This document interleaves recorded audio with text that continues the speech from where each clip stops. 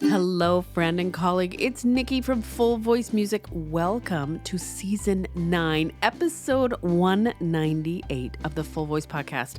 On this episode, my special guest is Donna Rhodenizer, and we are talking all about songs and strategies for phenomenal holiday, winter concerts and recitals.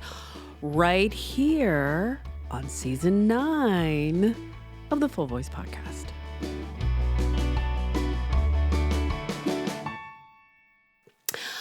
Welcome not only to episode 198, but also to our kitchen, our dining room. Nice to see you here. Donna Rhodenizer is no stranger to our kitchen. We have you guys over all the time. You're often rehearsing with my husband, but I'm really excited to talk to you today, and I wanted to share some fun facts with you. Are you ready? Okay, I'm ready. So, 6 years ago, episode 45 was interview with Donna Rhodenizer and Andy Dunker. In Hamilton? In Hamilton. Wow. Yeah. So I think it was like season 3-ish, about that time. And you and Andy were touring Ontario. That's right. And you actually you performed at my son's school, and you performed at Heidi's school. Yes, both of those. Right. Yeah. And I want to tell you, I don't think I ever told you this. So, I accosted my son's principal while she was getting into her car, walking across the yard to get to her car. And I came running over, and I had all of your song books and your materials. And I'm like, excuse me, would you be interested in Donna and Andy coming to your school to do a show?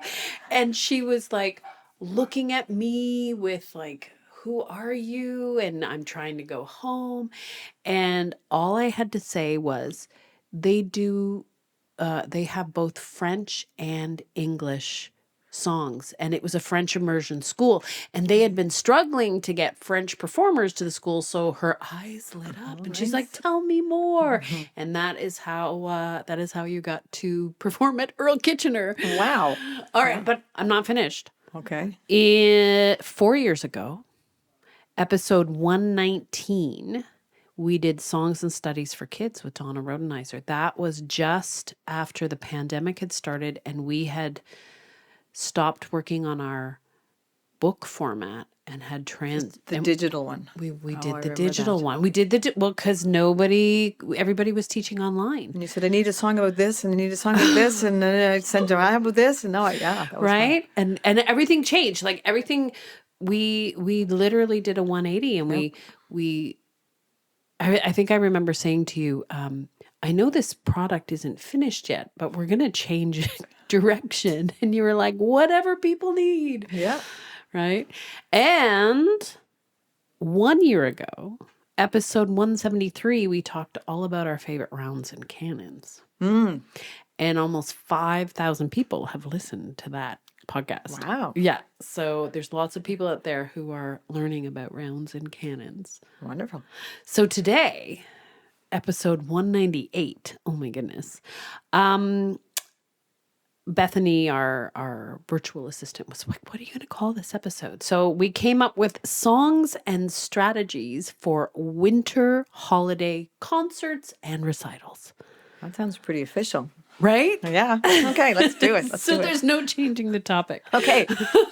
Oh, no. We have to stay on topic? You and I have to stay on topic? No, we do not. We can go wherever we need to go. Okay. So most of our listeners probably know you from your incredible compositions. What some of our listeners might not know, or viewers might not know, is that you had an extensive career as a music education specialist in elementary schools. So let everybody know a little bit about that background. Because if I have an expert on preparing for concerts, you're right here in my dining room. Yeah. Well, I started in elementary school classroom music. That's where it all started. But that's where my composing started as well. I always say I was afraid of my principal. He was really into sports and that kind of stuff. And I was afraid to ask him for money. And I needed to buy music for a concert. And so I thought, well, I don't have any money and I don't want to ask him for money. So I'll just write some music for my students. And that's really, I started writing for the students that were in front of me. Do you remember the first songs for the first concert? Ed the Invisible Dragon and I Need a Home for My Dinosaur were Really? probably the first two. And I wrote I Need a Home for My Dinosaur. I had a class of kids. They were in grade 1, I'm pretty sure. It was a Friday afternoon. They were noisy and I thought, how am I going to get these kids to be quiet? And I just sat at the piano and went, do, do, do, do, do, do, do, do, do, do, do, do, do. And they stopped talking, and I thought, okay, this is working. So I played it again, and thought, okay, well, now they're listening. What am I going to do? And I sang that. I said, sing after me, and we just did line by line. I made it up on the spot as we went. And after they left, I wrote it all down. And I remember flying up the stairs to the staff room and telling the classroom teacher, we wrote a song today in your class. That's amazing. That's amazing. Amazing what you can come up with when you have to keep children quiet. Absolutely. Absolutely. How many concerts, if you had to pick a number, how many have you put together over the years? Well, I taught for 35 years. Right. Then I retired. And then I did a year of substituting. And the year of substituting, I did 3 concerts in that substituting. Like, it was November to March. And so that was a big school, and I had 3 concerts to do. So I did. Well, and are you talking numbers? So every school that you're in, you have to do an afternoon concert and an evening concert, or a morning and afternoon and evening. And in some schools, you have to do a primary or kindergarten to grade 3, then a 4 to 6. Right. So probably at least 70. That would be a conservative estimate. Conservative 70 at least. concerts. Yeah. Wow. Oh, that's just Christmas. Sorry. Oh. Then there's spring concerts as well. Right, and graduation concerts. And if you put in assemblies and that kind of stuff, there's like hundreds. Wow. Now, I have a question to ask you. This is more of a personal question. So, I always had a love-hate relationship with recitals. I knew how important they were. And as a performer, I love performing. But the preparation and working through the kids that are nervous and dealing with the organ, like, do you love putting on performances? Do you, like, I loved it, but I also like cried a lot. How would you classify your feelings about organizing and getting performances ready?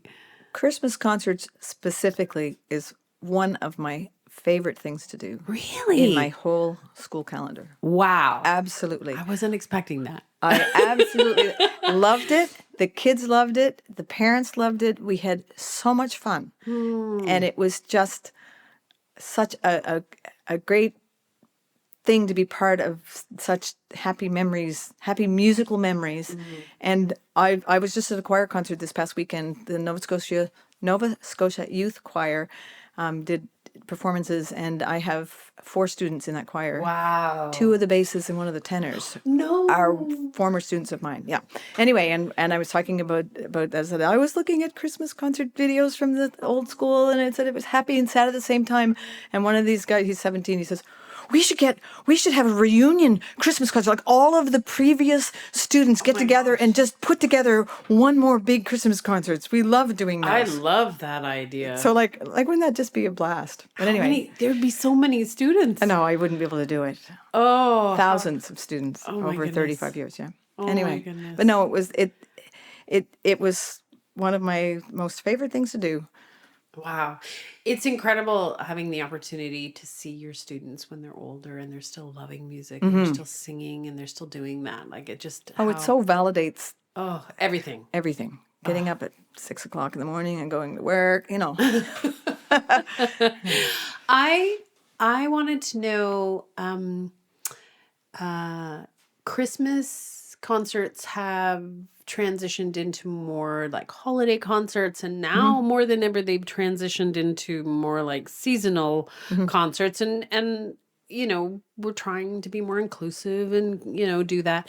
Has that changed your songwriting? Has that changed the way you approach writing? If you look back at your library of music, do you find yourself writing differently? Yes, in that whatever I need for a concert is what gets written. So yes, whatever the needs are have changed from being, well, and I say yes, not as much in a public school setting because for a long time you've had to tread lightly and not do I call them sacred and secular Christmas. Right. Sure. So we do peace, hope, joy, love, presents, Santa as Christmas themes. So we were never in the sacred side of the Christmas Right. coin. But there's way more winter and seasonal and other holidays as we have more diverse school populations. Right.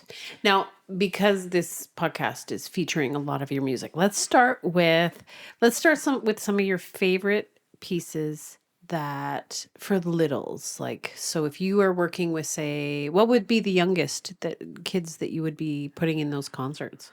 I have students that start in September that will be 5 by the end of December. Wow. Now that's not all of them, obviously, but Right. and I didn't work with the pre-primaries, but there are pre-primaries that do come now at age 3. If they will turn 4 by December, they're in a pre-primary program. Wow. And so they do music and things, and I have had them come and sort of say, we have this little song, can we do it as part of your concert? Right, But I right, don't see right. them in my school system. But so age 4, 5, 6. Wow. All for your, I call them my littles. The kinders or the grade primaries and grade ones. So at that age level, when I'm looking for a song or writing a song for them, I want repetitious words. Yeah.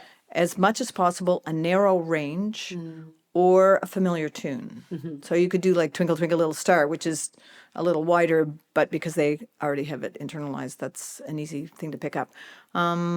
Actions, if they help support the words but don't detract from their singing. So when you're 5 and you have to do an action and sing, something's going to give.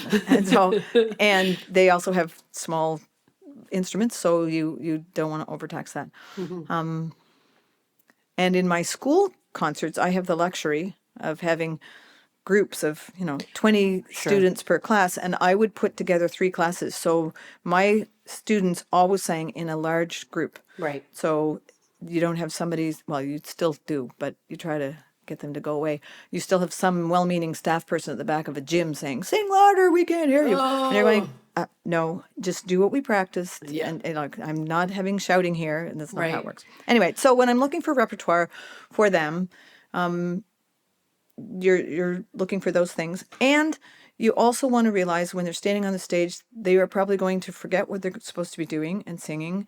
And there's the cute factor, so you just kind of You just go with it. just go with it, put it in there, and that changes what you write. It's always the littles that are the highlight of the show. I mean, how many school concerts did I go to that it was the young ones that just made you laugh? Yeah. Now, there's always the young ones though that are really shy. How did you accommodate the ones that are like needed a little more support as far as being afraid or nervous to be on stage? I'm a real advocate of being as honest as possible with the students that you're looking at in your classroom. Right. Like, I remember somebody saying a long time ago when I was 23, and that was pretty old, and said, "How old are you?" And I said, "I'm 103. And one of them said, "Are you really?"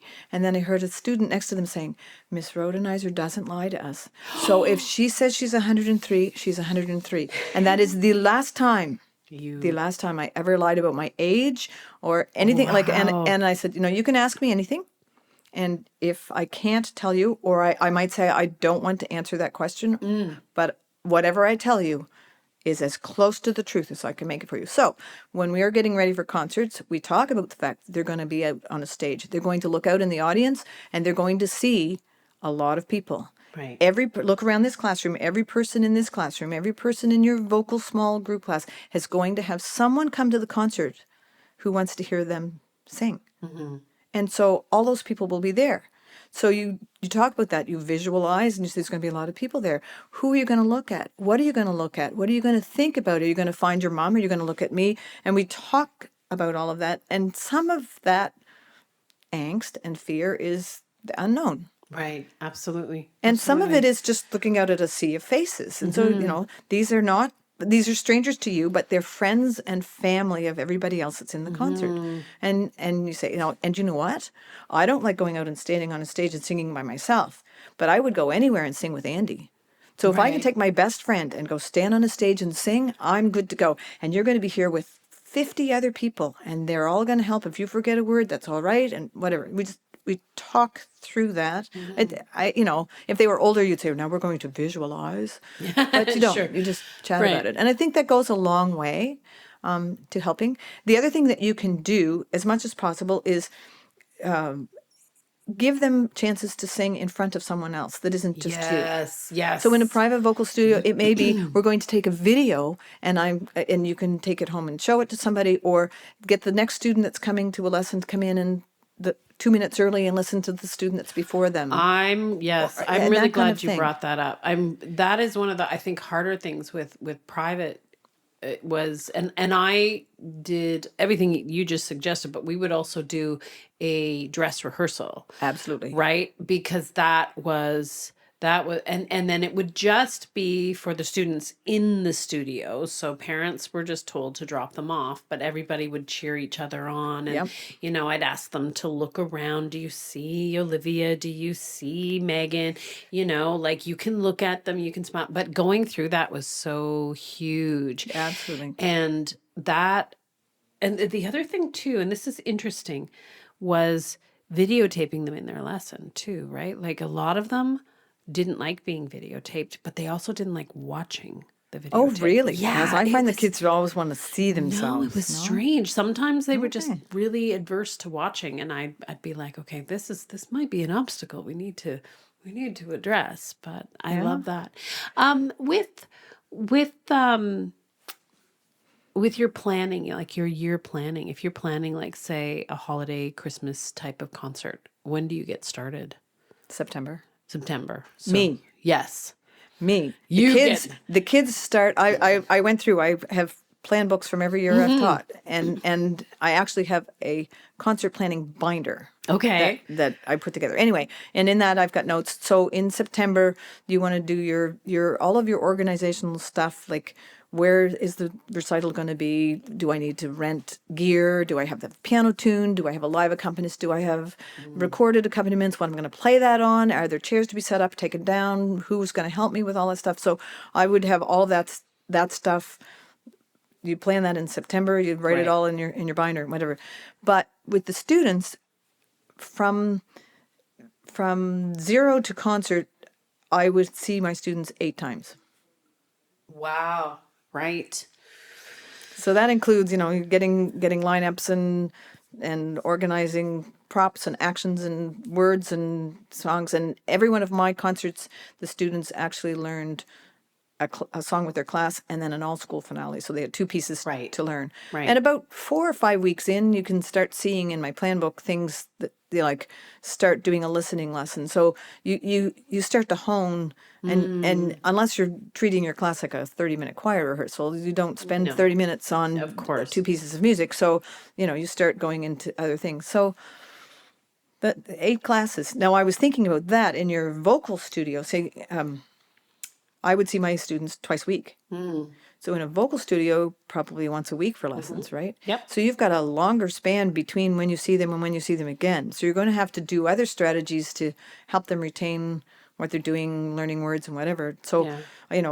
I would send a lyrics sheet to a classroom teacher and say, would you read these lyrics with your students once Oh, every day? interesting. Not, I don't need you to sing it, because I go, oh, I can't sing. But just read the lyrics so that they hear the lyrics. You could do the same thing with parents. Here's a set of lyrics. Will you just sit and read them with your students? You could also send home, which I think would be kind of fun, a set of lyrics with some words missing. Oh, And like a then little say, sheet. like a little sheet, and say, okay, now sit with, and they would have the original lyrics, so the parent can help if the student can't remember. But it's like, fill in the missing words. Send a different missing word sheet home with them each of the first 3 or 4 lessons, just to start getting them to repeat those lyrics in their head. That's one of the things it took me a while to understand when I was working with little younger singers is how much, I mean, there's reading and then there's reading comprehension, right? And how much we have to break down all of the activities, right? And I probably didn't spend enough time on lyric and lyric discovery when I first started teaching. And one of the things I really picked up, it was during the pandemic. Because when we first started during the pandemic, we're trying to figure out Zoom and Yeah, yeah. everything was turned upside down and we're just all in survival mode, right? I spent more time doing I started doing more lyric discovery. Let's read through the lyrics, right? It was just, for me, it was more of like, I can't manage the sound right now, and Right. you don't have the backing track yet, and this is what we'll do.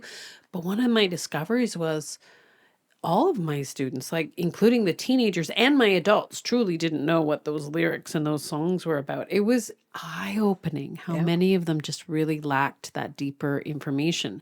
And you So, do so much with expressive reading to tell the story, which sometimes gets lost when you're in the Yeah, rhythmic scan of the absolutely. music. And so it's all of a sudden they have to tell a story. Now tell me the story without the music the being music. without the music. Like tell me the Ooh, story. that's a good exercise. And vocabulary as well. I've often said to my students, if you don't know what the words are that you're singing, stop and ask. Find Right. out, because you shouldn't be singing something you don't know what you're singing. I used to, with my teenagers, I used to do when we introduce a new song, and this is my teenagers that had been in my studio for a long time, so they knew that I was just going to be a bother. But I used to say to them, I said, okay, we got a new song, and you know the rule. If there's a word in here or a sentence or a phrase that you do not understand, you have to tell me, and we need to come have a conversation about it. Because if you don't, I am going to ask you randomly, just wow. someday I'll be like, so what does this line mean? And the other thing I used to ask my students was, what's your favorite line in this song? Oh, that's a good technique. What line just you're thinking about that line before you even get to it, and you're just waiting to sing that line. That always used to shift their awareness to, what is my favorite line? Oh yeah, I love that line. And that was always a great little exercise to get them to think about those lyrics.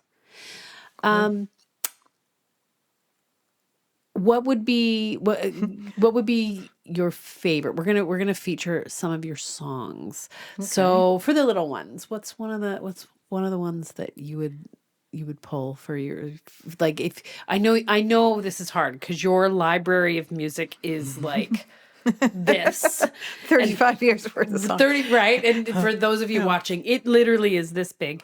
What would be your favorite holiday, winter, seasonal songs that you've done with the littles? Well, do you want holiday or do you want seasonal? Because Both. Give me but everything. okay, Give me so everything. so if I were going to sing about something Christmassy, I like "Hey Santa, Ho Santa." So it's playing like you're talking about what's your favorite line with your older students. This is not a cerebral song, but instead of saying "Ho Ho Santa," you got "Hey Santa, Ho Santa," and that playing with that feel in your mouth and in your body when you're saying that. Right. So, and with that particular one, I actually wrote it in French first, and it was very directional and very vocabulary driven. And then somebody said, "Well, can we sing it in English?" So I actually created an English translation. So it's "Hey Santa, ho Santa, which way will you go, Santa? Hey Santa, ho Santa, fly around the world." And then you repeat that. Right. And then up, north, south, east, west, which direction is the best? Up, down, round and round, fly around the world. And then you do that again. Fun. So when we added scarves. So every time they did a so much direction, fun. there was a scarf and whatever. But the words very repetitious, Right. very simple. And once you get in that, north, south, east, west, you're in a kind of a pattern, and so Right. those are easier to remember. Right. And so that works really well. And when I'm dealing with those students, September to December, so you've got them September and October, and Right. 2 months, they haven't been singing. They may not even know they have a singing voice. They don't, like all of that stuff. You're It's so going, new. and we're going to put them on a stage, and we're going to sing and make a performance. Here we go. Oh. So do you want to find that strength for them? So the performance for them is that they're going to have a positive performance experience. It's entertaining for the parents, but it needs to be not traumatic. It needs to be not something that's going to cause them to have performance anxiety for the rest of their life. Because, you know, my Right. very first concert, and I had all these words and I couldn't remember them, and I got on the stage and I forgot. It was just awful. And Ooh. like, no. And you know that sadly, a lot of people have those stories. A lot of parents, a lot over my 30 something years of teaching, I had so many parents so worried about their own children, right? Coming to me saying, just so you know, I had this experience. I don't want that to happen to my child because, you know, and obviously we don't. And yeah, that happens. I think that was one of the reasons why I found recitals so stressful, because I knew how important it was for my students to have success.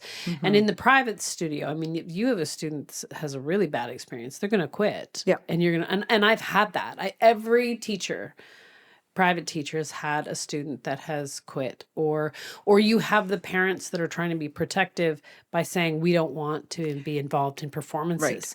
And then you got to play that line of, I understand that you had an experience, but that's not necessarily what might happen here. And it's a wonderful opportunity to build some confidence. Like, how do you? So if you've got individual solo singers, for a first recital, I would recommend pairing them up with somebody else. Sure. Either at their same level, so they're, you know, singing the same, or even better, pair them up with an older student. So you've got a mentoring system that's going nice. on. And we were actually talking about that on the way here. When you've got reading buddies in school where you've got like a grade 5 reading with a grade 1, sometimes the perception is that the grade 5 is helping the grade 1, which they are, because they're a stronger reader. But sometimes that grade 5 student has some reading deficiencies that grade 1 level is okay for them, that they're capable of doing, but they need that reinforcement at that lower level. Right. But if you just gave them a grade 1 book and said, read this, they would say, oh, I can't read that. It's a baby book.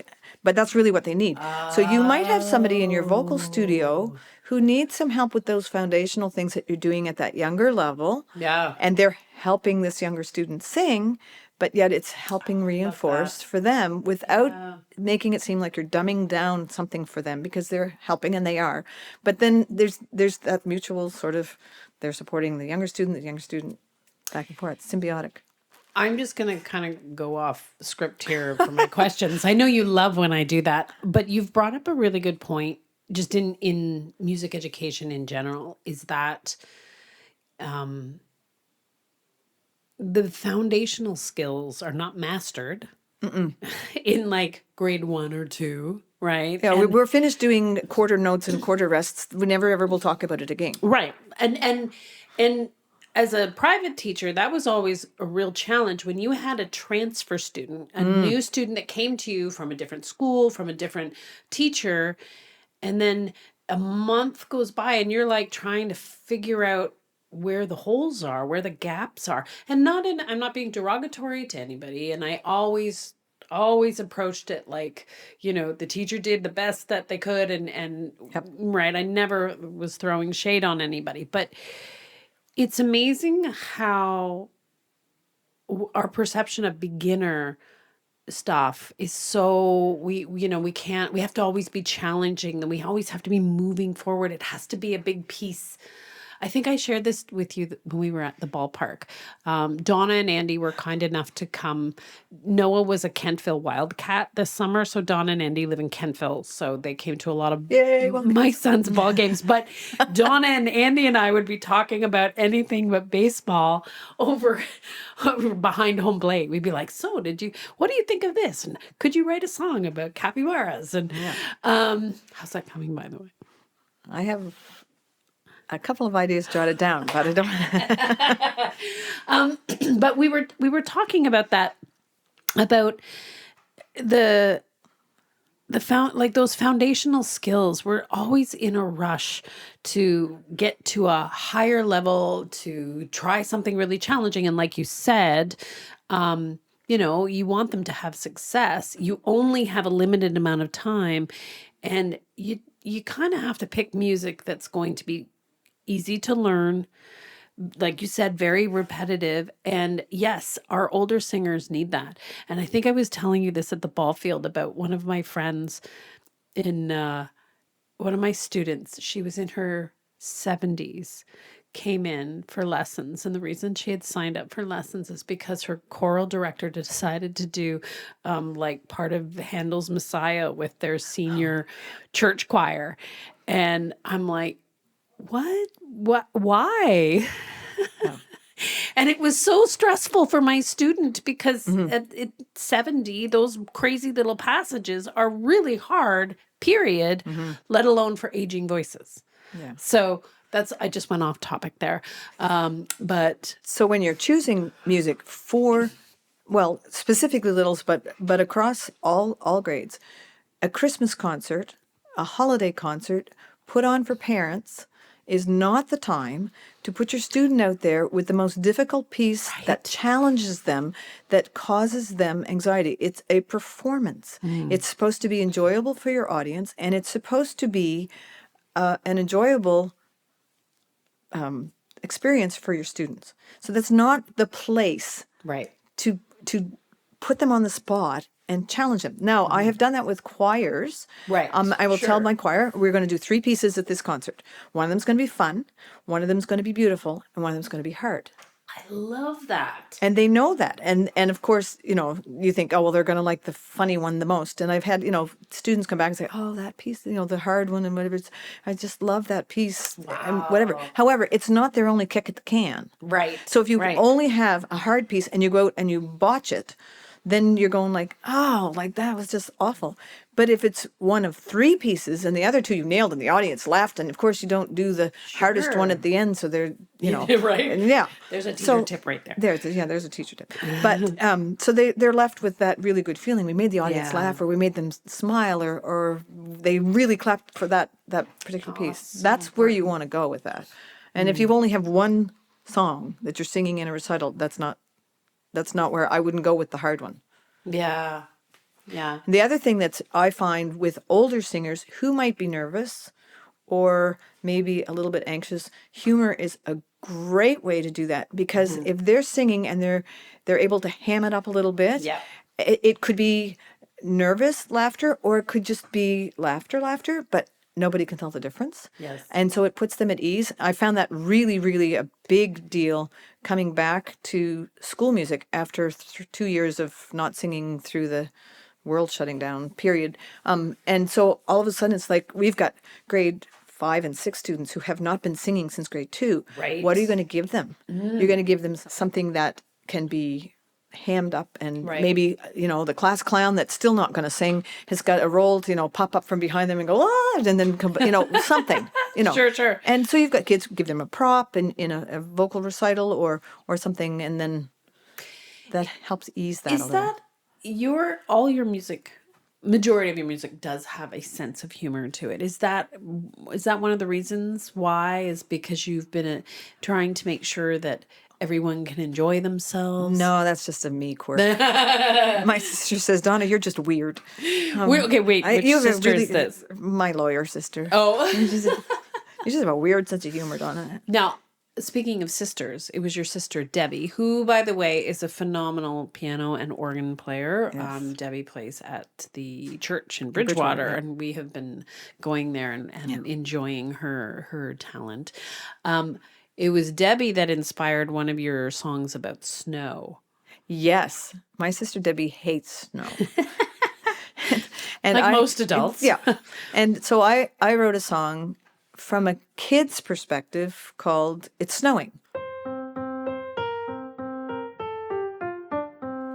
It's snowing, the wind is out there blowing.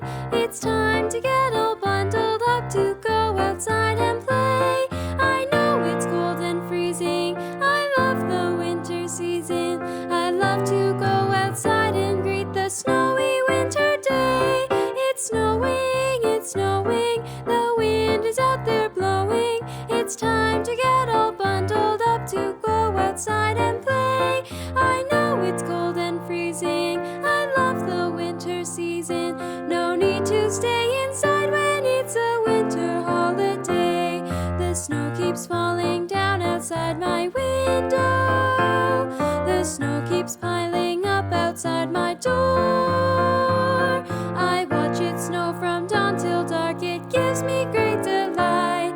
Accumulating snow is such an awesome sight. It's snowing, it's snowing. The wind is out there blowing.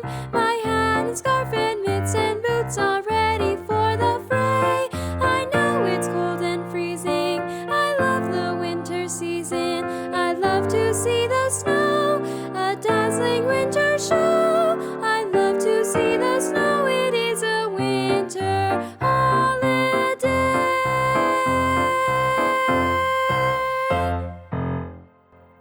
And it's, it's sort of a show tune feel. Right. It's snowing, the wind outside is blowing, and da da da da da da da da. And it's fun and it's happy, and the kids are excited about snowing. Yeah. And it was on my piano at my house, and she came to my house for some reason, and it was sitting there, and she sort of sight reading through, and she was playing it, and she goes, "Well, that's not how I see it." And she started to play exactly the same song, but put it into a minor key. Oh, so she was playing she it. played it off the Oh. original major key version and just played it like a minor key. So that's how snow really. I thought, oh my goodness, I have to do this. So then I went in and I didn't change much. Right. The snowing, oh yes, and snowing, Oh, oh no. no. It's all in your emphasis. It's snowing, the wind outside is blowing. Could be that way, or it's snowing, the wind outside is blowing. I love it.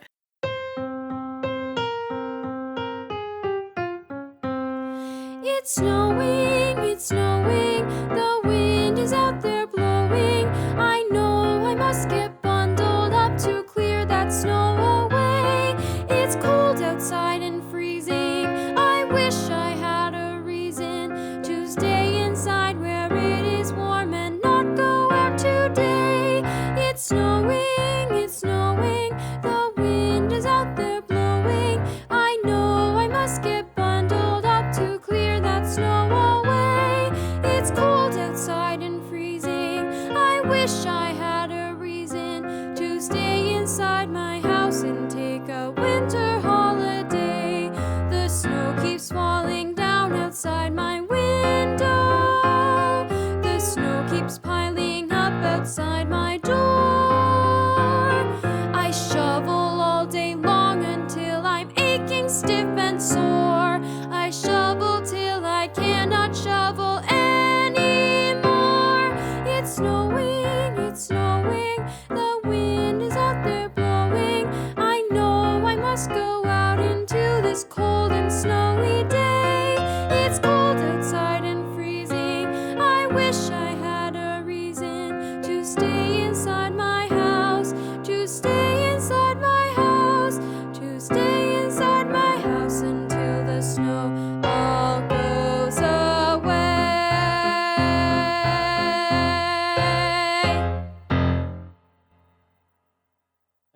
That is one of Totally our different feel. favorite and one of the most popular winter songs on our website. Nice. And I have had many colleagues who have had like a student perform the "Oh Yes," and then they have performed the "Oh No," and nice. kind of done like a teacher-student kind of thing, and with like just delight of the audience, like how wonderful. And of course the parents are cheering because yes, snow is not fun. And yeah, it's such a brilliant piece. Now I do have a performing tip for that particular piece. I have it written this way, but if you wanted to do whichever one the student likes the most, Right. to start out with that one. Right. And then there's a bridge sort bridge, of section. yeah. And in that bridge section, you just start to switch it. And for the second half, sing it in the minor key. So you've gone from, and interesting. isn't that the way winter is? I mean, like even if you Right? love winter, it's like you start out, oh, it's snowing, it's the first snowfall, it's so exciting. And by May, if you're still having snow, you're going, oh my gosh, it's snowing again.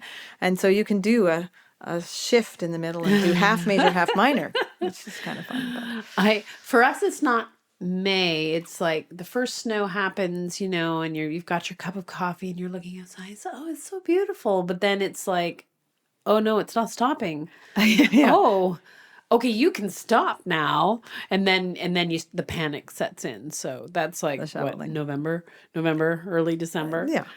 Right. Yeah. Oh my goodness. The other one that is a big hit for us is because a lot of teachers are working on harmony skills. So you have and I find these to be brilliant because you can use them in a lot of different ways, but partner songs. Yes. Now I think we talked about this on the rounds and cannons, but your Four Snow Friends is a brilliant partner song.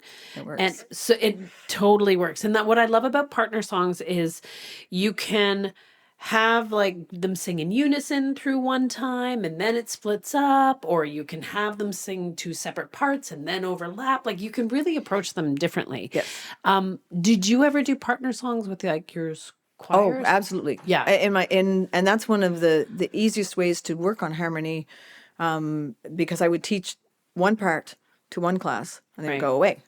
And I would teach the other song to the other class, and That's they would go brilliant. away, and they would get them really, really well learned. And then 3 classes before the concert, then you get them both to come at the same time, and all of a sudden it's Do together. you see their faces? They're like, oh, it fits like bong, Yeah. I get it. For the ones, and you can tell the ones that, like me, I lived for harmony. Grade 3, Yeah. I remember singing harmony, the Silver Bells or something, and my Right. music teacher came over and leaned over my desk to listen a little closer, and she said, "Are you singing an alto line?" I said, "Yes."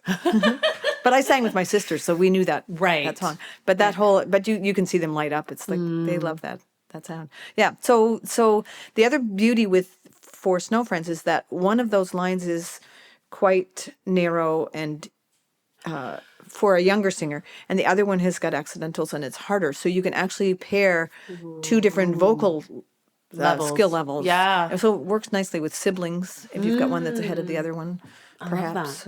Yeah. And there's that vocal buddy kind of scenario as well. But One of the first songs, like holiday songs, I did, I think, because it was in the Royal Conservatory book back when a million years ago, was Star Above.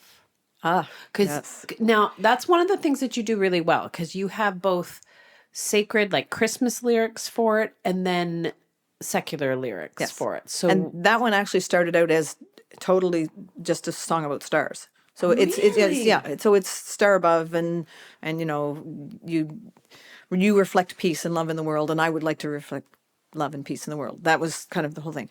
And there was an American spiritual, Great Big Stars, that was in an old silver burdette. Anybody that's taught 100 years ago would know that as a series. Like, I mean, we're talking in the 70s, Right. whatever. So not that I taught in the 70s, but it was in the school, my first school when I Right. started. Anyway, so I actually went from my song into Great Big Stars and then back out into my song. So those two are partnered. And it wasn't until Andy and I were singing together that I realized that not only did they complement each other, but you can actually overlay them with a little bit of offset and a little right. bit of adjusting. And so that became a partner song as well. That Star Above Great Big Stars. But then I wanted it for a Christmas concert. Right, And it right. really was a Christmas concert at that point. So all I did was, instead of singing Great Big Stars, I said Christmas Star. Oh, beautiful. That was the only change in the whole song. And the Interesting. Star Above part was already talking about peace and love. And, Sure, and sure, So sure. that worked. Yeah. So I like to do that so that you've got flexibility. Yeah. I know schools that are saying, well, I can't sing anything about Christmas, but I want to sing this song and whatever. So I've got quite a few now that if they're coming out, and there is a change in my writing. 20 years ago, I would have just written the Christmas thing and say, I'm writing Christmas, we're Right. doing Christmas, Sure, there's a Christmas sure. song. But now I know that some people can't, and so I want to be as flexible and versatile as possible for those teachers. They don't have time to go look up Oh, 84 different pieces. So right. you can go with either set of lyrics. We worked together on our Christmas Tree book, which was an interesting project because it was not for beginners. No. It was not for littles. And many of my viewers, listeners might not know that you write for all ages, and you do have an extensive library for older singers, and you've done some beautiful choral work. And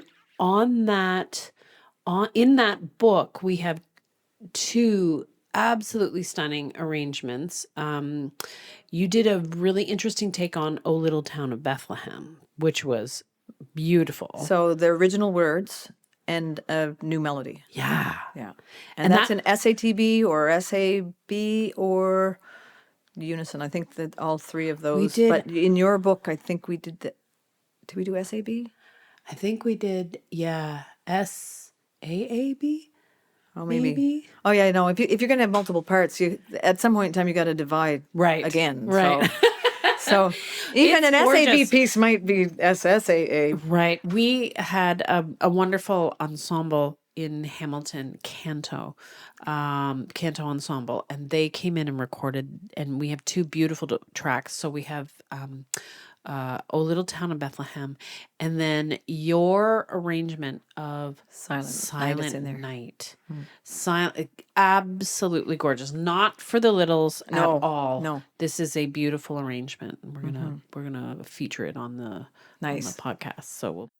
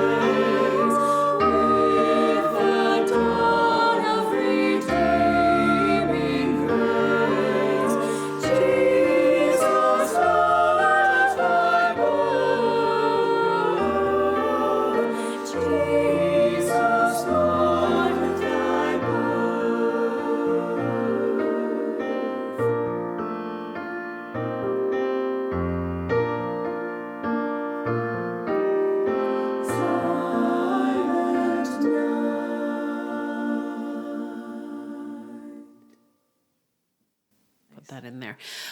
Do you do a lot of do you get like a lot of not I was gonna say consignments. They're not consignments. Commissions. Commissions.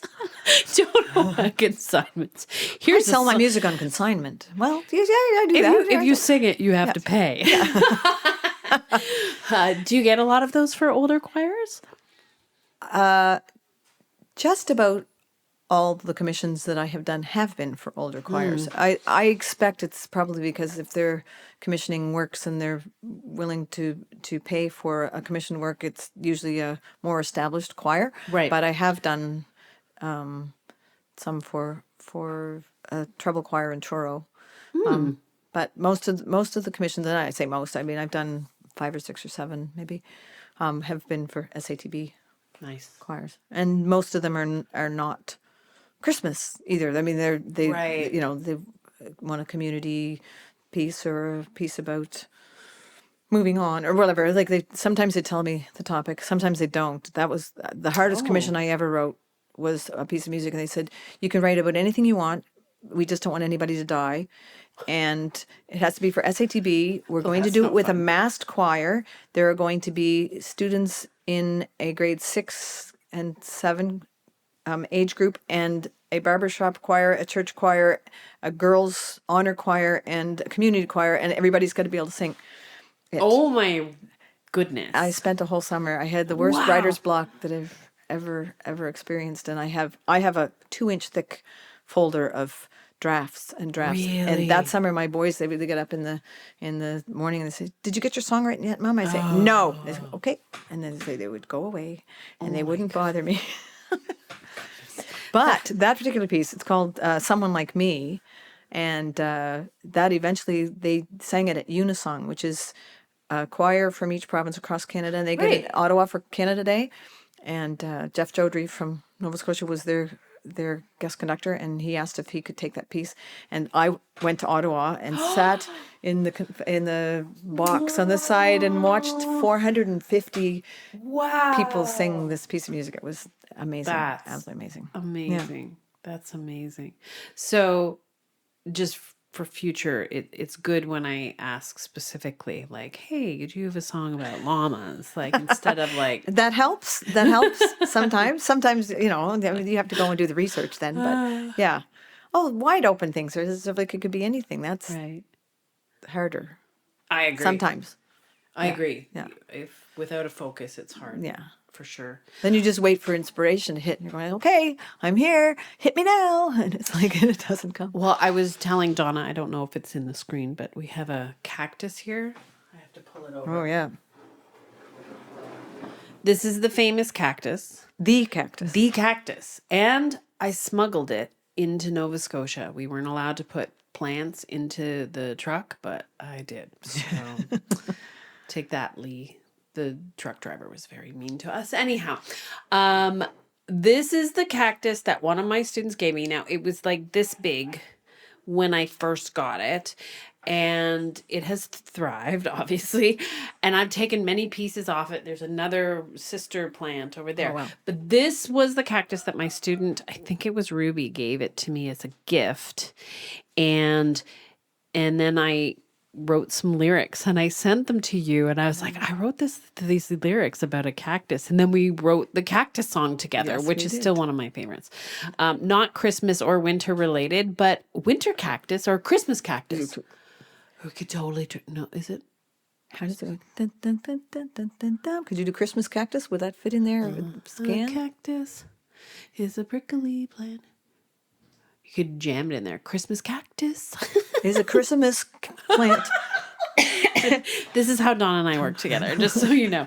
Anyhow, that's the famous cactus. It's amazing where inspiration comes from. Yes. And for anybody watching, I have sad news. My kitty unicorn socks, they had to be retired. So for those of you who have used pretty itty bitty kitty unicorn, it was during the pandemic. My student Esther had given me these delightful socks with kitty unicorns. And I remember grabbing my foot because we were We're zooming. yes. And I said, "Look what Esther gave me." And I pulled my foot up into the screen, and you were like, "What's that?" And I'm like, "It's a kitty unicorn." You're like, next day, like 1:00 in the afternoon. In my inbox is the pretty itty bitty kitty unicorn. And then we put that out as a freebie, and it's still one of the top freebies so on funny. our thing. It's So funny, it's yeah. amazing where inspiration comes from, and you just got to run with it. You have to watch for those, you know. As a composer, it's like somebody said to me, "Do these things just happen to you?" Or I said, no, they happen to everybody, but I'm watching. Right. I'm watching. Oh, is that funny? And I have notebooks and notebooks where I write down just a line or an idea. Right. And I come love back to it. that. But I love that. What's some of your favorite Christmas songs that you've written that really mean something to you? And again, I know I'm asking you to go through a huge library. Star Above, going back to that, is probably as close to my personal life philosophy, like think good things and be good things and good things are. For older singers, I wrote The Peace of Christmas. That's actually an SAB arrangement, but I have done it in unison with my students. And it's just, everybody's so much better version of themselves at Christmas time. Like, I wish the peace of Christmas to you all year. Right.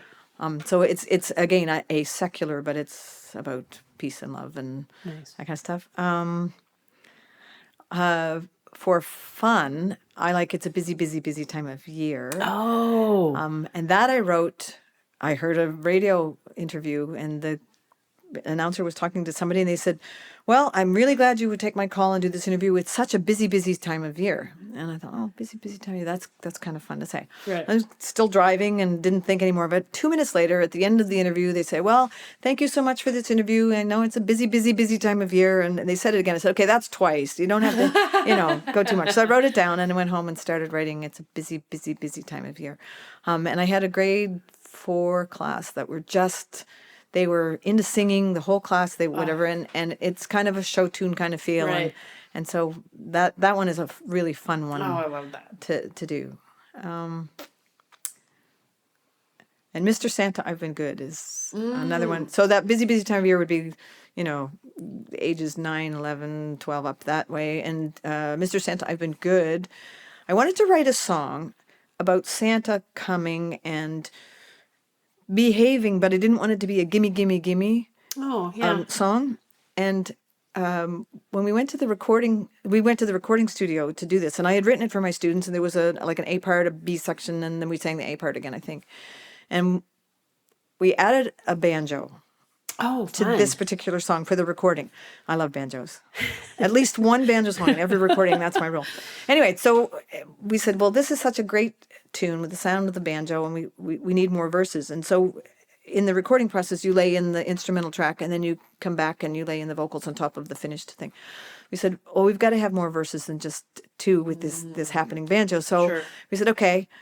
So we laid in the instrumental track with 2 verses, the bridge, and 2 verses. And we were coming back the next day to do vocals. And I had 24 hours to come up with 2 more verses before we went to record it. And I literally was finished writing it on the way to the studio when we recorded it the next day. But I've done that with my students with a clapping pattern and whatever. And it's just fun. It's a really fun. And that one we now have...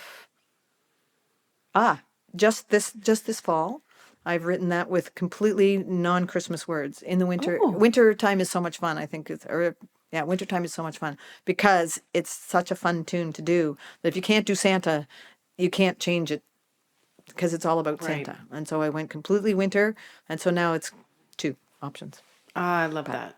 I love how versatile you are, and that you because you're in the trenches. I have been there, honey. I have been there.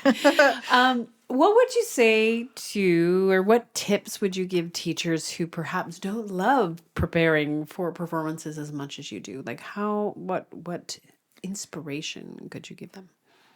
I have a lot of tips, but before I went to the answer to that question, I want to know, what is it that you don't love about organizing the concert?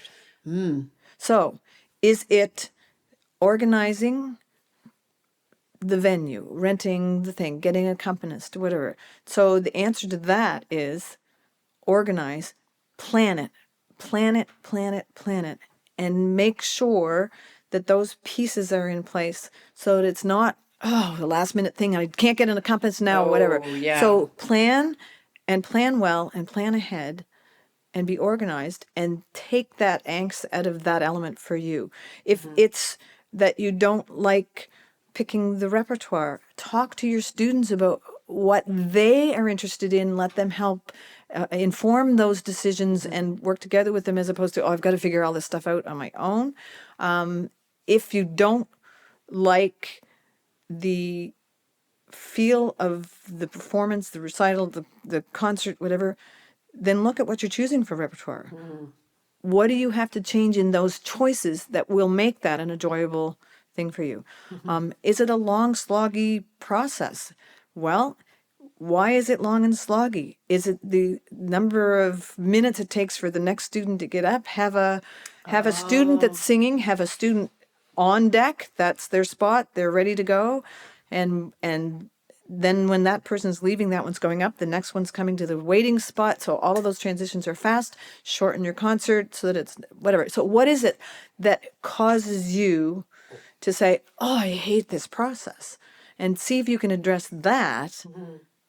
And once you've addressed that, then maybe it's not as arduous and awful as you may think. That's But plan, Yeah. super plan. Walk through it on paper. I have diagrams where this is where they're going to end up. This is where they're sitting. This is how long it's going to take them to go from point A to point B. That's too long. What am I going to do in that transition? Is somebody going to tell a musical joke, or they're going to have music while they're playing, or what are you going to do? And I can't do that because they're going to cross in front while they're over there. So then I know they have to sit in this spot. Like I've moved 450 students all on paper before they ever get any instructions from me. So I'm not doing it on the fly, because then I can tell them exactly what I want the first time I tell them, instead of having to shift it halfway through. And then they can't remember, is it this way or was it this way or whatever. So that planning takes so much of the stress out of the final product. And then you can concentrate on the fun of the singing and the performance. I think you and Heidi are. Heidi was. You've met Heidi as she's a longtime student, a forever student for me. But then when she retired from the classroom, I immediately made her work for me. Yes. And you two are made of the same cloth, because that was something that she was phenomenal at, is organization, planning. As a performer herself, she knew that the kids needed to experience things, and she also recently retired, but was then pulled back to do the concerts because a whole team of teachers had no idea how much work had gone on behind the scenes. I think that's one of the hard things for teachers, is like, people don't know how much effort and planning and lost sleep and caffeine is required. And just sheer clear energy. Just to work through all of that. I remember there was one Christmas that I actually canceled my Christmas recital, because nobody was practicing, and everybody was busy, and parents weren't responding to my emails, and I was about to book the hall, do all these things, and then my accompanist was busy, and I was so frustrated that I was like, I am not going to put my students up in a situation where I don't think they're going to enjoy themselves. I'm certainly not enjoying myself anymore. And it was interesting because I think there was only 2 parents that reached out and were like, oh, I'm so sorry to hear this. The rest of them were relieved. And it was that made me switch from a Christmas holiday to a winter holiday. There's a teaching tip for you. If you're not doing a Christmas recital, don't do it in December. December is like a crazy month. December is the focus is Christmas. Guaranteed, if you've got students who are celebrating Christmas, if they're in a vocal studio, they're in a school somewhere, and they're doing something. Yeah. If they're in any kind of singing activities, they're often in a community group or a church group or something. They're doing Christmas. Stuff. You've got to do all of the stuff that's associated with Christmas. If you're not doing Christmas, do winter, do seasonal, do something in January. And it's like, oh my gosh, all that pressure It was gone. night and day, because Absolutely. I was there were tears. There was tears and stress and why do I do this? And again, You, not the students. You. not the students. Students you, were like, whatever, Nikki. Yeah. I was stressed out. But that transition from winter, like so many parents were like, thank you. Now you have to be careful depending on where you are, because if you've got senior, like high Right. school, they're going to have exams the end of the season, Right. like end of January. So I would always try to have it before exams, and I always would communicate with families, look, this is going to happen before exams, and your child is well rehearsed and ready to perform in December. Right. So don't play they've got exams and they can't do it, because Right. I call you out on that shenanigans. Yeah. So I always would have the students that would play, well, I've got exams. I'm like, yes, and you have this song memorized, and this is a wonderful break for you. You can come to the, show. But that the winter themed music, you wrote a beautiful song for Snowflakes, which I love. One, it's a beautiful poem, so I love reading it with the students. And two, it has that descending, like descending scales are hard, y'all. They're hard to sing, and they are an amazing vocal study. And it's such a pretty little melody. And I love that song. And that was kind of like a feature for the winter recital. It was perfect for one of my So littles. Snowflakes for the littles, and then skating for in a well, the piano's playing in a jazz waltz kind of love style. that one. But the vocal part is dotted half notes. A lot of it. Yes. You don't get that syncopated rhythm, but they're singing on top of it, so they feel like Right. they're singing. It's a little bit of jazz, Skating? but it's not. I would like to encourage more teachers to check out that song. Skating is a beautiful jazz waltz, and it's challenging. And we even there's 3 tempos on that download. Are there? Oh, I Yes, didn't we did. We did 3 different tempos, because singing a jazzy waltz really slow is it's way different. way different Yes, than yes, you yes. know, a jazzy waltz that's kind of on the faster side of things. And there's a lot of beautiful opportunities for breath control, for legato singing. Feel is huge for that one. I love that one. That one's fun. And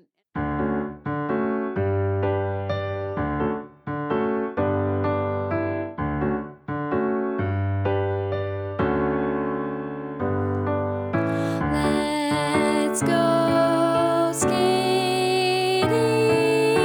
Oh, what fun! Accelerating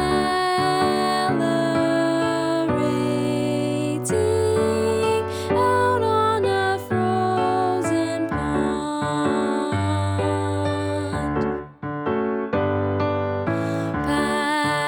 Backyard rinks and frozen lakes, awaiting our arrival with skates. So circle the date when you will go skating with me. Check that the ice isn't thin. We don't want to fall in. Be nice, don't keep me waiting. Let's go skating.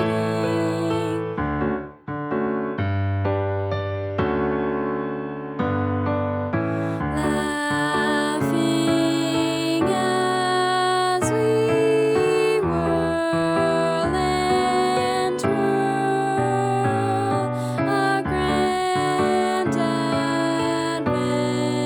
adventure out in this frozen world.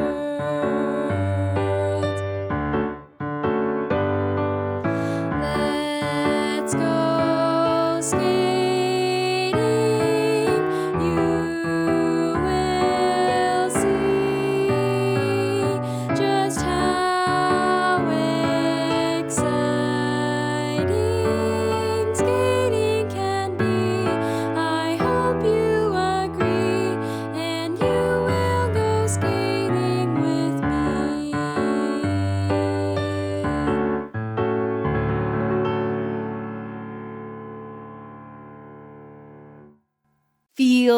is huge for that one. I love that one. That one's fun. And it's just your so vocal nice. demo on that is beautiful. Oh, that That's was Nicole. Yeah. Nicole sang a lot of our demos. She's now in the States. She is like a champion cyclist. Nice. I know. Her breath support is coming in. She's using it, she's man. got a great breath support. Yeah. I also want to go back to your what can you do if you are anxious about putting together a concert, and my why question. And that is, if you don't like to do props, if you don't like to organize or rent, or if you don't like to do actions, find somebody who does. Right. I job shared for the last 15 years of my career with a wonderful fellow music educator, and her thing was choreography. She loved to do choreography. So I would start teaching the kids the song. I would be out for my 2 days. She would be in for her 2 days. When I came back, they're doing this and then jazz hands and and then they had all these actions, and she loved doing that. And I like doing them with the kids, but it's sort of like, okay, I'm working on the music part and whatever. Sure. And it was just what a great team. And it took that element out for me. And I don't do costumes. I don't like to sew. I can do buttons and seams, Sure. but I don't like to sew, and I don't really want it to be a distracting thing. But in my classroom, I had a classroom teacher say, "Do you know what? Your kids are singing a song about snowmen. If you want to create something that sticks on them so they look like a snowman, that would be great. Do it. Sure. It doesn't matter to me." But even in your vocal studios, if you've got a parent that is a wonderful sewer, or a student in your thing that's also artistic, that wants to create something, for your concerts, like, take those talents and don't stress yourself out. If that's not your thing, it's not your thing. Right. That's a really good takeaway. I love that, we play to our strengths, and then we ask for help for the things that we're not good at. One of the things that I used to stress out for the longest time, I would play for my students. I am not a seasoned accompanist. I am not a Debbie Rhodenizer by any means. No, Debbie Swicker, right. She'll always be a Rhodenizer. But I used to work really hard. I used to practice a lot. But I'd get so nervous for my students. And finally, I don't know what it was, but it was like, I have all these amazing friends who are like can sight read till the cows come home, and I would just hire them, and wow, what a relief, to take that off. And I used to struggle with that. I'd be like, I should be playing for them, which is ridiculous, because it's not like I'm not busy and have a million other things to worry about, right? Yeah. So if anybody's out there thinking they have to play, like, you don't. And I would always charge, now for private recitals, like, you'd have to pay for the accompanist. Right. But I mean, I would just charge a small fee for recitals, and nobody ever gave me a hard time about that. Man, did that take the world of pressure off of me. And then I got fancy, and then I hired bands. And then, wow. Well, first I had my good friend Ann Barnshaw, amazing piano player. Hello, Ann. And then for all the pop tunes, Sean would play the guitar for all my singers. And my husband has played every Taylor Swift song on the planet, and not ever in the original key, because you always have to transpose those. So I would have the kids that would sing with the guitar, and kids would sing with the thing. And I was like, oh, this is so fancy. But then I was like, they need to sing with a band. So then I had Mim play with Dave and James and Sean. So we had like a little rhythm section, and it was amazing. It was stressful because I was going to say, you're adding every element. You're adding something. Right. Yeah. But I mean, the parents loved it. Oh. And the singers, what a difference! Oh my gosh! To sing with a band behind you, that's amazing. One of my colleagues, brilliant baritone, said to me, he goes, "I've never ever in my entire career performed with a band." And I'm like, "Really?" He's like, "Yeah, that's pretty cool that your students get to do that." And a lot of the adults that were in my studio, all same thing, never had an opportunity. Well, and stylistically, when you're talking about something that's in a style, a piano can do so far, and then after that, it just doesn't sound like it's supposed to sound, because it isn't a band. Right. Right. But But yeah. when you get your confidence and when you have those successes, you're always kind of going, how can I level up from Yeah. here? Yeah. So, what are some of your favorite songs that aren't yours that you love that you've used? One of my favorite ones is a partner song. Jill Galena wrote a brilliant partner song that fits with Jingle Bells. Oh, wow. I think it's called Winter Fantasy. Hmm. And I think J.W. Pepper has it Okay. in thing. Whoops. Sorry, Sean. I just touched my microphone. It's going to go. So Winter Fantasy was in a school textbook, and that's one of those songs that I had two classes, and I taught one part to one and one part to the okay, other, and then I okay. put them together, and it was lovely, lovely. And to this day, even sometimes if I'm playing at a sing song or something, and we're singing Jingle Bells, I'll play that counter melody while everybody's just sort of booking along singing Jingle love Bells, that. because it's just a really nice thing. Teresa Jennings, brilliant writer. She and her partner, who's now deceased, I think his name is Paul Jennings, run Music K to 8. Oh, and okay. they have wonderful, wonderful arrangements and backing tracks that go with their music. And one of her songs called Snow. No. Here Comes the Snow. Here Comes the Snow. I love And that. it's got this real sort of driving, percussive, almost Oh, Celtic wow. feel to it. And the kids absolutely loved it, and we loved it. So those would be two that I would rotate through. In a school, every 4 or 5 years, you're really in a new batch of kids. So Right. you wait for that 4 or 5 years to go by so you can rotate it in again. Oh, I love that. What about you? You must have. Oh, gosh. Well, I have to say that myself and the team at Full Voice, we really love Ben Bowen's music, and he has a beautiful song called When Winter. And for anybody that's looking for more kind of folky, pop, jazzy kind of contemporary music, so Ben is a preschool music educator. So he has Mr. Ben's Mr. Ben's room, Mr. Ben's. Oh my gosh. Well, he calls himself Mr. Ben. Okay. But Ben, he does preschool, and it was so wonderful in Hamilton because I would start accepting students like around 6, right? Like grade 1-ish. And Ben would always do students before they got to kindergarten. So if people were looking for teacher for their child that was in school, he would refer them to me. And if I had preschool parents looking for musical experiences, I'd be like, Mr. Ben is the place to go. And Ben just, he embodies like classic folk and Beatles and just really catchy melodies, and they're so beautiful.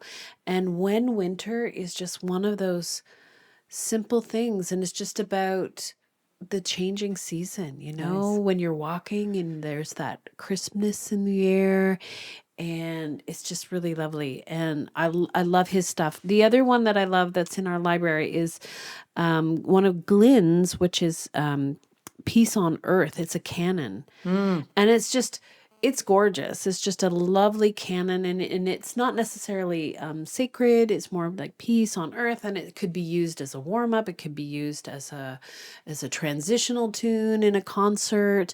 I did it with my students probably 4 or 5 years ago, and it was just at the end of the concert, and I just kind of had them go around the church and then I got the audience to kind of join in, which was just beautiful. And of course in a church sanctuary it just echoes, and it was beautiful.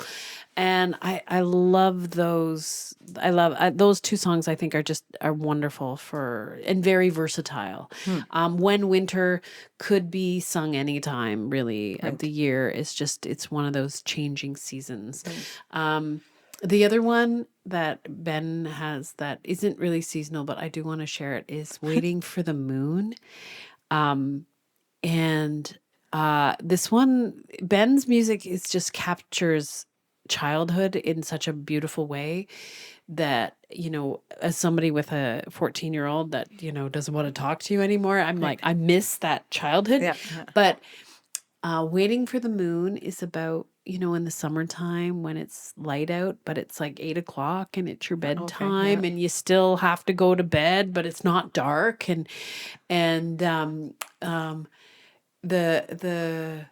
The melody's just so like waiting for the moon to rise, right? Nice. Waiting for the stars to shine. And it's just so beautiful.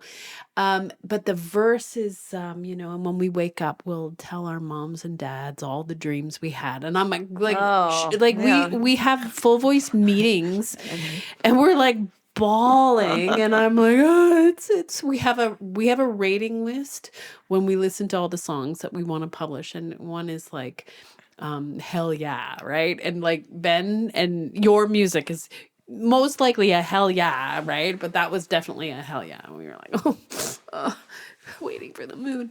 But those are my favorite. So you could put together a star and moon and that as a theme. That would be a great That'd be theme. a nice theme. Do you what are some of the themes you've used, if you don't mind sharing? Do you your know themes? what? For many, many years, I wrote concert scripts. In fact, I've got 12. At some time, it's going to get published, maybe. The 12 Years of Christmas, I'm going to call it, because it's just like, whatever. Anyway, I wrote scripts and had themes and all of that kind of stuff. And one year, and I don't remember even why, something happened and it just got too crazy and I just couldn't do it. And we didn't put it together. And the students came on the stage and they sang and I played transition music between whenever I didn't have a script. And not one single parent came and said, we didn't have a script this year. Oh, And so I stopped writing them. really? So I don't have a theme. Wow. I don't have a theme. They come and perform whatever is a piece that's suitable for them to perform, and it's part of the school concert or a recital, and it is what it is. That is probably one of the best teacher tips, because how many teachers agonize over those theme. the theme, and And then you pick a song that isn't really great, but it fits with the theme, and it's just like, pick the great songs first. And if you want to do that, and that's how I wrote my scripts, actually, is I picked the songs I wanted, and then I wrote the script that made them tie together. wow. So here's a couple of when I did write scripts. I had a radio station. And so the script was somebody saying, and now here we are at, the school radio station, and what is the weather today? And they came out singing like, snowflakes falling. And it says, oh, well, I know you're trying to get your shopping done, but if you go over to the shopping center, you'll find these sales. And then you sing, it's a busy, busy time of year. And so you make it fit. And another year, the kids were at a train station, and they were supposed to be going with their teacher on a class trip, and they missed the train. And so they had to sit, and as they sat, they discussed, well, what do you remember about Christmas? Or what do you like about the season? And so all the songs were their feelings. So, choose the repertoire you want to do and make the theme fit. Oh, I love that. That's such a good. Well, because you could really go down a rabbit hole and waste a lot of time trying to come up with a theme and then try to fit everything into. Oh my goodness, that's a great teacher takeaway. And I wanted to go back. I brought this with me. I'm going to hold it up. You got to hold it, yeah. This is, when I'm talking about organizing my concerts, this is that's one Christmas concert thing. And I wrote notes. Yeah. Immediately following, like when you're supposed to do reflections. And so I wrote notes. This is what worked. This is what didn't work. And I put it in the binder for the next year so that I have it. So I don't have to say, now, what did I do? Or, whatever. Who did I have the comments? When did I? And so everything is in there. I've got class lineups. It's all color coded, so I know who's wherever and whatever. Anyway, that when I'm talking organizing, I'm talking about organizing, I kept it year to year. Yeah. So I would just make a sample photocopy. Not that you're supposed to photocopy music, but to put a sample in. How do you feel about you photocopying your my music? own music? Well, I do. But even if you just have it as a reference copy, and if you're paying your composers, then as a composer, I'm perfectly fine with you making a photocopy to put as a reference, and then you can leave your binder intact. Nice. As opposed to, well, I know I sang that this year. I'm going to pull it out. I'm going to use it here, and then it's like, oh, what did we sing that year? What was that song? Right. Whatever. And if I have a photocopy, I write the original source on the copy so that I can go and find it. So if you can't That's brilliant. whatever. Anyway. I think I took a page, I think it was you that inspired me when I started doing my small group classes. And because I have the same thing, notes and notes and Everywhere. notes. Yep.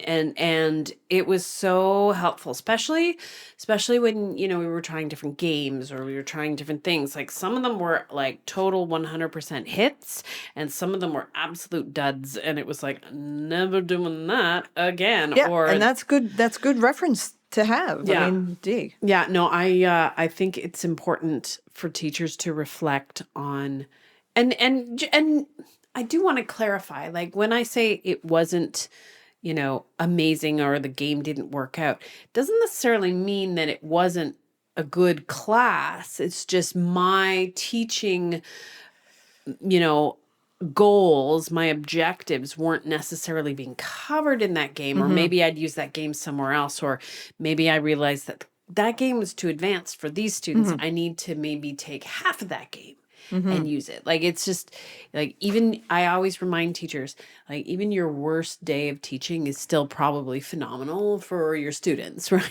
Like, it's just things didn't go the way you wanted. Yeah. Right. Yeah.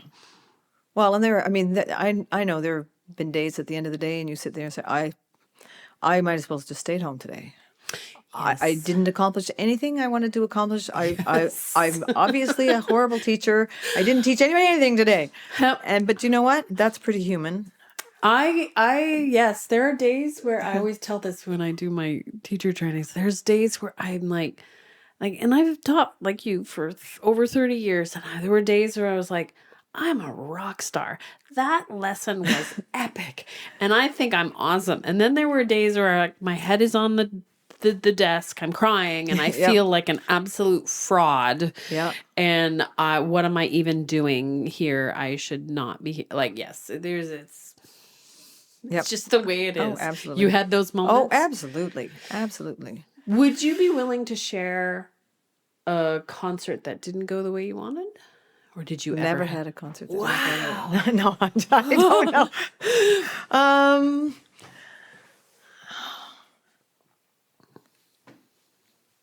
I can't honestly say, like, you get to the end of the concert and you're like, oh my gosh, that was an abysmal failure. Sure. There would be concerts where it's like, oh my gosh, the next class that was supposed to come in when they were supposed to come in Right. weren't there. I had to go back to the thing and go, psst, like, where are you? Come on, you're late. And it went long. I've had rehearsals that have gone horribly. I always call them slog throughs because they're not run throughs. They're slow Right. and they're arduous, but those are important as well. So those have gone worse. I had a sound system set up to run a CD for my big finale. I always put all my students together, 450 kids, Wow. for the big finale. And, Right. and whatever the CD was that particular time, it cacked and didn't play. And so I had the keyboard there and I played something for them my to goodness. sing, which wouldn't have been my preference, but Okay. but I mean, you're a seasoned performer, so you know that the show must go It on, has to and go that on, it's yep. not as bad as you think it is, Yeah. and you just kind of Yeah. go with it. Yeah. I want to wrap things up, but for you and Andy, what are some of your favorite holiday or winter themed music that you guys love to perform? we like to do all of the classic ones. We do a kind of jazzy Silver Bells, which I've sung that since I was a kid, and so the Silver Bells, Silver Bells, Silver Bells, Silver Bells. It's sort of like, oh yeah, okay, here it is again, but to change it a little bit. Sure. We Let It Snow, Let It Snow, and Walking in a Winter Wonderland, and maybe all of the golden oldies that we do, and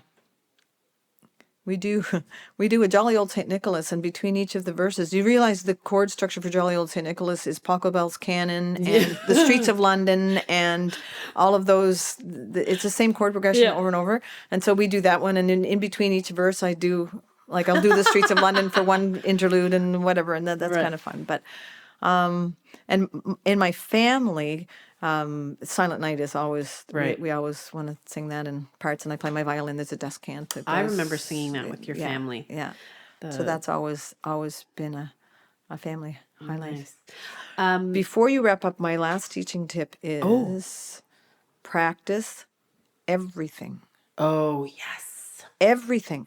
If they're going to be walking up a step, if you can't be in the space where you're going to do, get a little step or a box or something and practice what's going to feel like to step up, turn around. What are you going to look at when you're walking up the steps? Where are you going to look when you're singing? Who are you going to look at? Are you going to look at me? You're going to look at your mom? Or you're going to look around at different spots? If you're using a microphone, please, please, please, please, please, please, please, please practice with the microphone so those kids know. And if they need to adjust it, get them to actually put their hand on the microphone and see what that feels like to move a mic. Yeah. Take the 5 seconds that it's going to take so that it whatever. I put a set of risers in my classroom. They walk up the risers. They watch their feet when they're walking on the risers because it's a safety issue for me. And then they stop. They turn around. Their feet are this far apart. Their knees aren't locked. And I always do, this is one of my favorite things to do. I always get some big, hefty child and say, come up here. And come, okay, you stand there, and do you think I can make you move your feet by just pushing you with my little finger? And I get them to put their feet really tight together. Yep. And then I push them gently. I tell them I'm going to push you. And of course, they have to move their foot or they Yep. topple over. I said, now move your feet. And so then they sort of feel like a little embarrassed because I could push them with my little finger. Then I said, now move your feet a little bit apart, keep your knees relaxed, and I'm going to push you again. And I can push them, and they will not topple over. Right. So there's like, That's here's like your stance. if they feel it in their bodies, they're going to remember Here's your it. stance. Yeah. Anyway, Nice. but I practice absolutely everything possible, and we visualize. I say, now imagine you're walking up. Okay, now you're turning around. What are you going to see? You're going to see a lot of people. All that. So practice everything. I love that.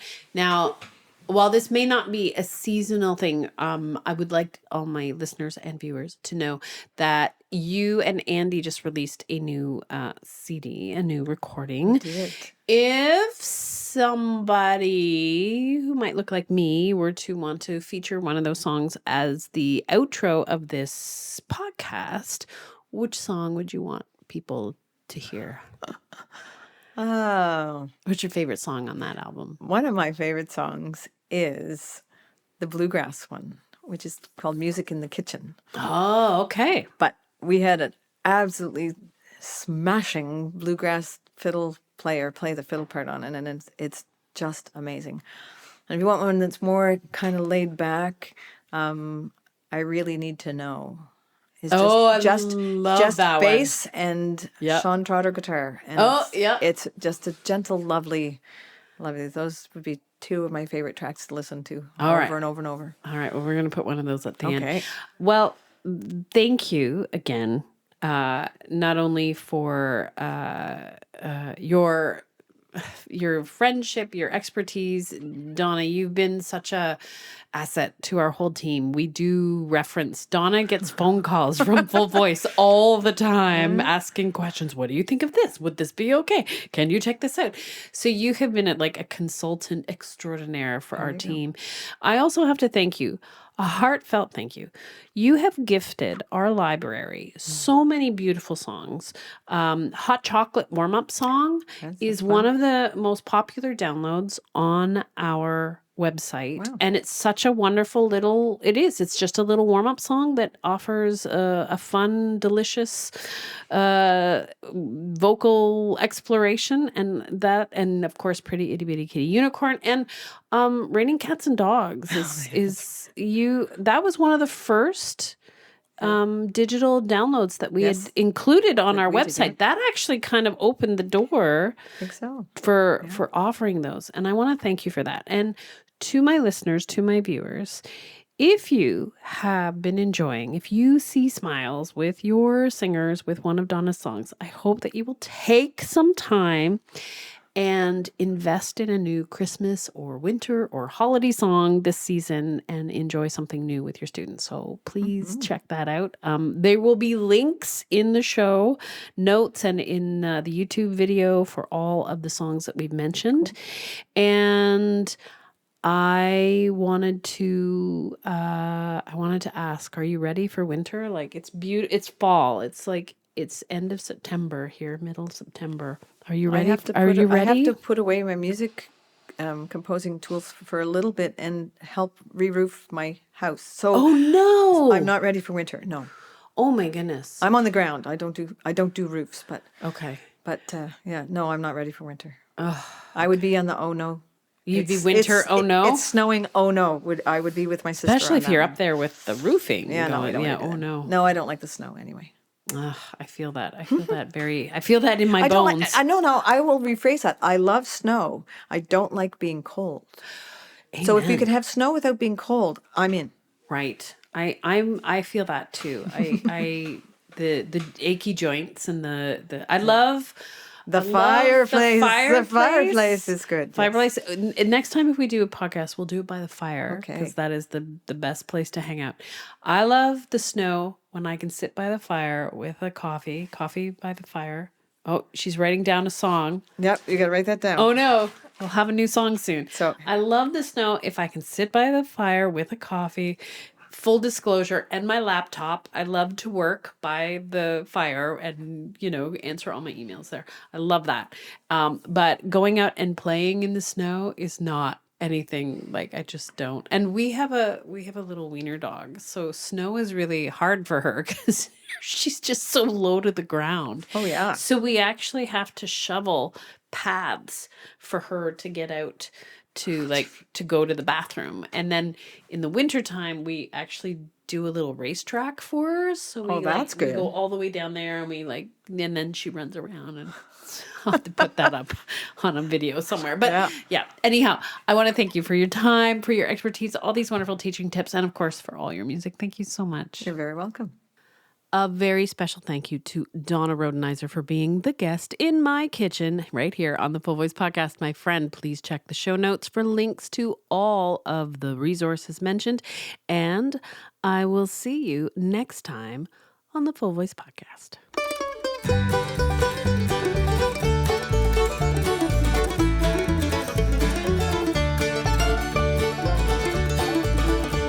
Don't call me for supper when there's banjo music playing. Don't call me for supper when there's music going on. I'd rather play and sing than almost any other thing. So don't you call for supper when they're calling for a song.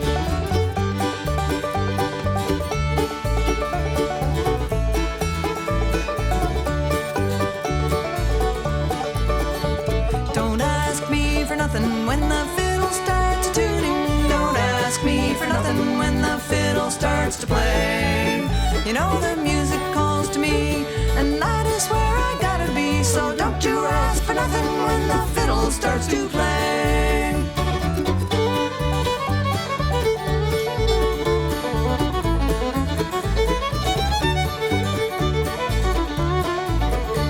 Don't tell me a story when the bass begins its walking. Don't tell me a story once the music's underway. My fingers get itching when there's music in the kitchen. So don't you tell a story when you know I need to play.